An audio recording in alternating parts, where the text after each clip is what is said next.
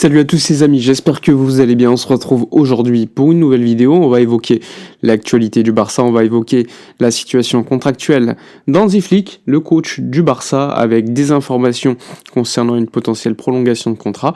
On va également évoquer le sujet Jonathan Tah, après une information que j'ai sortie il y a quelques semaines. On va faire une petite mise à jour, mais juste avant, profitez de mon partenaire maillot pour acquérir des maillots répliques de bonne qualité. Profitez-en, en ce moment il y a pas mal de promotions, il y a des maillots vintage, des écharpes, des casquettes, un petit peu de tout, même des survêtements. Donc profitez-en, je vous mets tous les détails en description de cette vidéo et si vous avez des questions, n'hésitez pas à venir me les poser directement sur Instagram. Je vous le rappelle, tous les détails en description de cette vidéo.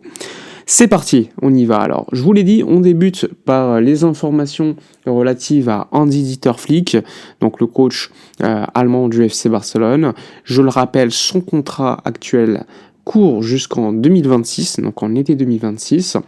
Néanmoins, le Barça souhaite prolonger le coach allemand. Il faut savoir que le coach allemand est favorable à une prolongation de contrat, sachant qu'on le sait désormais, le dernier club d'Hansi Flick sera le Barça. Il ne veut pas faire une longue carrière. On le sait, il a déjà un peu plus de 60 ans, je crois. Donc Hansi Flick veut ne pas trop durer dans ce métier-là. On le sait, il est arrivé pendant longtemps comme coach assistant de la sélection allemande, déjà en 2006, je crois qu'il était là. Donc ça fait très longtemps qu'il a suivi. Il était avec Klinsmann, puis avec Joachim Löw. Il a fait son petit chemin, puis il est devenu coach numéro 1 du Bayern avec beaucoup de succès, puis de la sélection allemande, puis du Barça. Et en ce moment, ça se passe plutôt bien pour lui.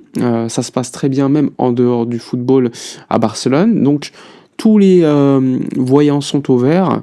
Les négociations ont déjà débuté entre son agent Pini Zahavi, je le rappelle, et Joan Laporta il y a quelques heures. Il faut savoir que hier, il y a eu une grosse annonce, un gros événement à Barcelone concernant le lancement de Barça Mobile. Donc c'est une nouvelle entreprise du Barça avec Orange pour développer donc tout ce qui est téléphonie. Et dans ce contexte-là, il y avait beaucoup de monde. Il y avait Pini Zahavi, il y avait également pas mal de représentants d'entreprises, notamment ceux qui ont acheté les loges VIP en avance. Eh bien, il y avait notamment Pini Zahavi, comme je vous l'ai dit, qui en a profité pour évoquer avec Laporta donc des négociations pour prolonger le contrat d'Hansi Flick.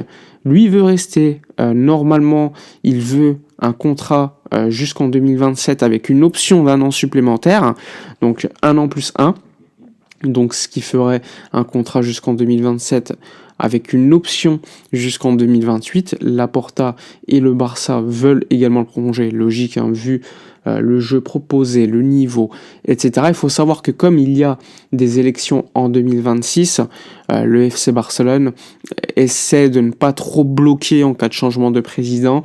Donc c'est pour cela aussi qu'il y a toujours des options contractuelles dans ces contrats-là. Mais normalement, ça ne devrait pas poser de problème puisque, je vous l'ai dit, le coach allemand veut continuer son chemin. Il sent qu'il y a une bonne génération. Et surtout, les résultats, pour l'instant, comme je vous l'ai dit, sont très très positifs. Qu'en termes de jeu, on voit beaucoup de spectacles, beaucoup de buts. Maintenant, évidemment, en termes de mercato, il faudra faire le travail pour régénérer certains postes.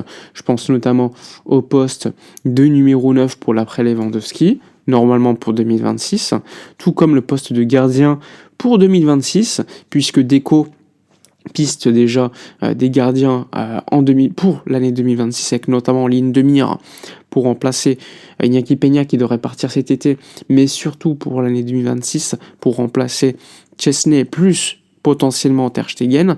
Eh bien, on parle beaucoup d'Alex Garcia, de Joan Garcia de l'Espagnol. On parle également d'Alex Remiro de la Real Sociedad. En tout cas, il y a pas mal de gardiens qui sont pistés en ce moment pour le moyen long terme du club. Donc là aussi, ce sera l'un des dossiers à suivre. Mais bon, il y a d'autres dossiers beaucoup plus court-termistes avec notamment le poste d'ailier gauche ou encore le poste de latéral de manière plus générale, que ce soit à droite ou à gauche pour faire reposer Alejandro Balde ou encore Jules Koundé sur le côté droit. Donc il y aura beaucoup à faire lors de ce mercato. En tout cas, la bonne nouvelle, c'est quand même la continuité quasiment assurée d'Hansi Flick à Barcelone pour 1 an de plus au minimum. Ensuite, je vous l'ai dit, le poste de gardien pour 2026 c'est Alex Remiro qui en ce moment est beaucoup évoqué côté Barça. C'est un très bon relanceur, un bon gardien, c'est pas le meilleur, mais en tout cas il fait partie de la liste. On sait également que le Barça veut prolonger les contrats de Rafinha, que ça a débuté déjà en termes des négociations. Pareil avec Koundé, mais ce n'est pas les seuls, puisqu'il y a également De Jong.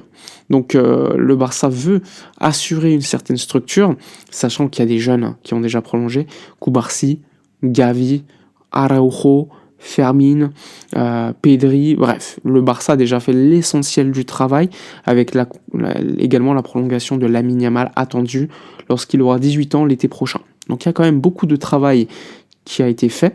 Maintenant, il faudra se renforcer à certains postes de manière intelligente et surtout faire des ventes intelligentes avec des joueurs qui, en bout de course, ont une grosse valeur à un moment T et avec lesquels le Barça pense que ça ne pourra pas aller plus haut. Donc on verra. En tout cas, on sait que le Barça, au niveau économique, ne veut plus vendre de joueurs juste pour faciliter l'aspect économique du club. Maintenant, s'il y a des ventes, c'est parce que les joueurs veulent partir ou parce que le club estime que les joueurs n'ont plus le niveau. Donc ça va être un élément différentiel par rapport à ce qu'on a vu.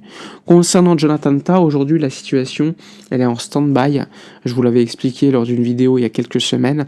Le Barça donc a déjà un accord oral avec le joueur, mais il faut maintenant le concrétiser. Et pour le concrétiser, le Barça doit savoir le fair play financier dont il aura dispose cet été. Et pour l'instant, il est impossible de le savoir puisque il faut attendre que l'exercice comptable se termine, donc le 30 juin, pour voir si le Barça sera en positif ou pas, si l'auditeur valide l'opération des loges VIP pour cet exercice ou pour l'exercice prochain. Donc ça dépendra également de la fin de la construction de ces loges et des sièges VIP. Normalement, ça ne devrait pas poser de problème. En tout cas, le joueur ne veut pas trop patienter. Il va patienter peut-être 1 mois supplémentaire, pas plus, puisqu'il a des offres venues également d'Angleterre. En tout cas, le Barça aujourd'hui a mis le deal en stand-by et on verra évidemment ce qui va se dérouler à ce niveau-là. En tout cas, le Barça pense déjà à 2026 pour remplacer Inigo Martinez parce qu'il prolonge 1 année de plus jusqu'en 2026 avec un niveau extraordinaire cette saison. Cubarsí a déjà prolongé, Araujo aussi, donc il faudra voir également les dossiers Eric Garcia qui pourrait prolonger et Christensen qui quant à lui pourrait partir. Voilà pour le résumé de la journée. N'hésitez pas, comme d'habitude, à donner vos avis en commentaire en attendant le prochain match contre Leganés ce week-end. Moi, je vous dis à la prochaine. Et d'ici là, comme d'habitude, portez-vous bien.